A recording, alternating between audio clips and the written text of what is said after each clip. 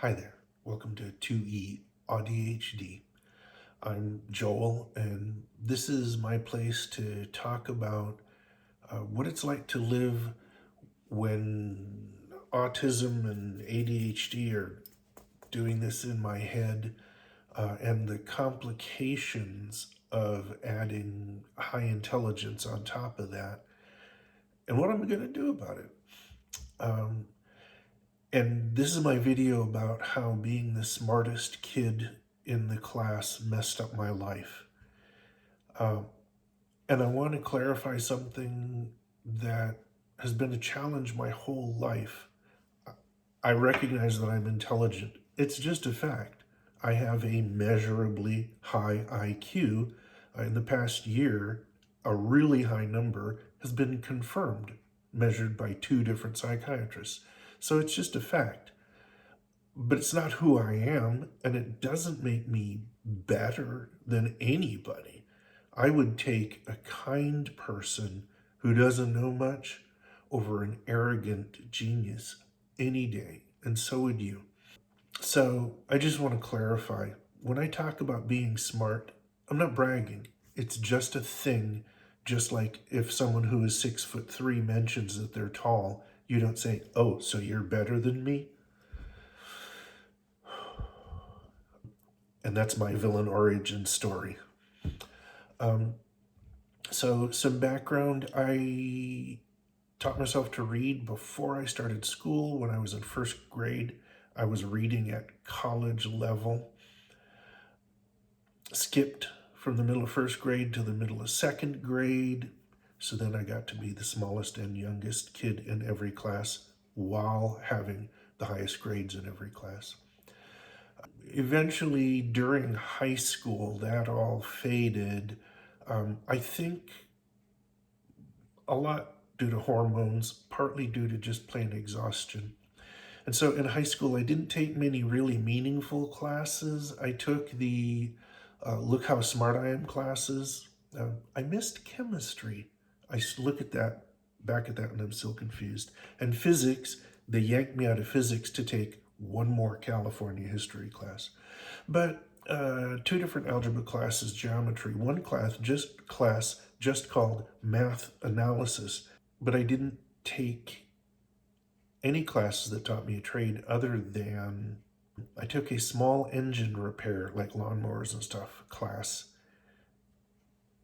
And I'm not going to go down the side tangent quest of my father worked in the computer industry, made a good living, and yet when I told him I wanted to start studying computer programming in 1975, he said, "Joel, you can't play for a living. They call it work for a reason."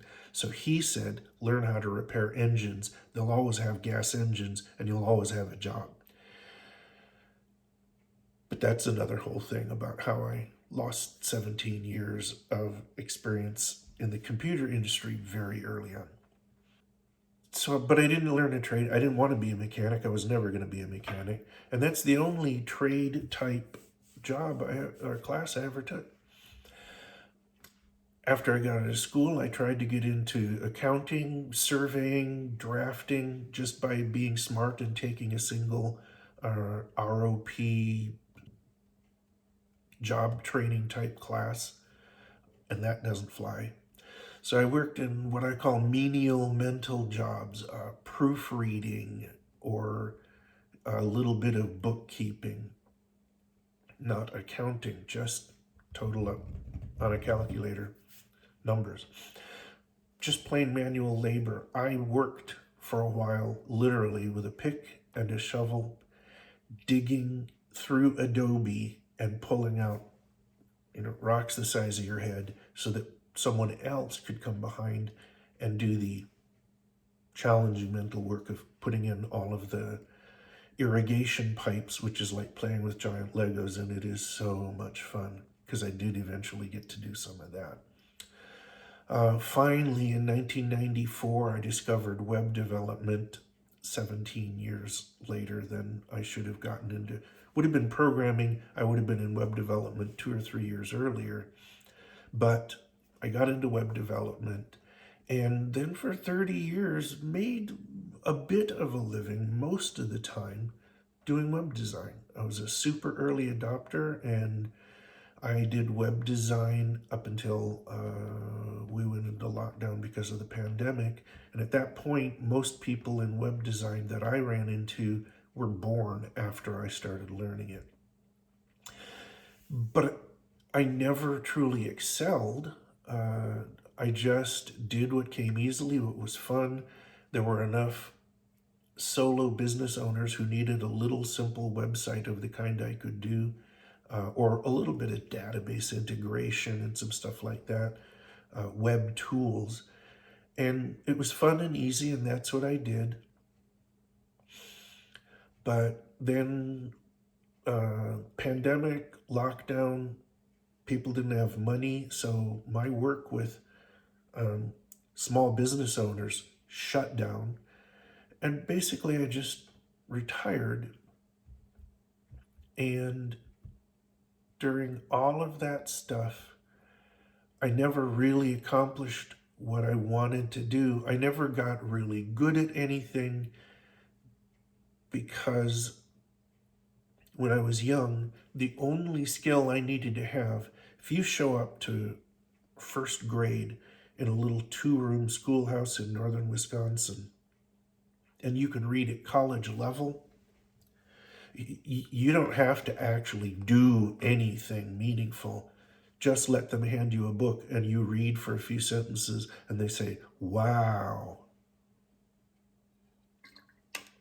And then repeat that all the way through school till you start fading in the middle of high school. And it was the same with my parents. All I had to do was be smart.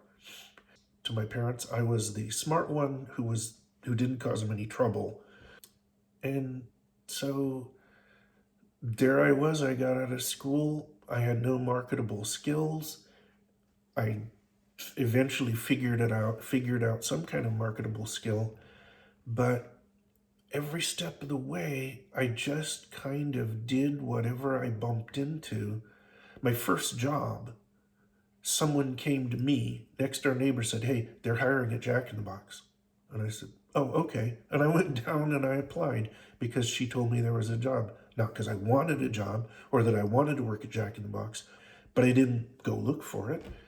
Then from there, a friend started a janitorial service and said, why don't you come work for me? It's better than flipping burgers. So I went and worked for him. And then he started doing house painting, and I hate painting. So then a guy my brother knew said, hey, I have 2 businesses and I've never had an accounting system. Come work for me. So I went to work for him and built 2 accounting systems from the ground up. Again, I didn't choose, I just wandered along. And the reason I'm 66 years old and I'm going to take my 10 seconds to go wah, wah, wah. Somebody called the ambulance. We live in poverty. Yes, you see a bunch of musical instruments on the wall behind me, and I'm filming this on a very expensive iPhone. We bought computers and phones and things for our business because we absolutely had to have them, but they were all paid for on time and cost us a lot of other things. And my collection of musical instruments was bought half on trade for websites, so got musical instruments instead of money, can't pay the bills with musical instruments. And all of my woodworking tools. There was a brief period during the pandemic when the government was literally handing out money. So Best Beloved said, buy those things now because this ain't gonna last. And I did, and it didn't.